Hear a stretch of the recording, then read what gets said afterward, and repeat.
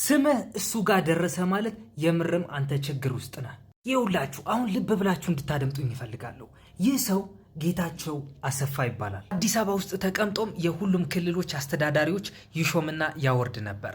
እሱ ብቻ አይደለም፣ የሆነ ሰዓት ላይም አቶ መለስ ዜናዊን ሊያደርገው ሞክሮ ነበረ ይባላል። ኦባማም አዲስ አበባ መጥቶ በነበረበት ሰዓት በአፍሪካ ህብረት ውስጥ ለመጨረሻ ጊዜ ንግግር በሚያካሂድበት ሰዓት አልሸባቦች የጠነሰሱት ሴራ ነበረ ኦባማን ለመግደል። ኦባማም ንግግሩ ጨርሶ ከመድረክ እንደወረደም የኦባማ ተወካይ የነበረችውን አልሸባቦች ኦባማን ሊያደርጉት እንደሚፈልጉ ሲነገራት ጊዜ ሄዳ ለኦባማ ትነግረዋለች። ኦባማም ይህን ዜና በሰማ ጊዜ አምላኬ ሆይ ሊገሉኝ ነው፣ ወደ ቦሌ ኤርፖርት አሁንኑ እንድታደርሱኝ ይፈልጋለሁ።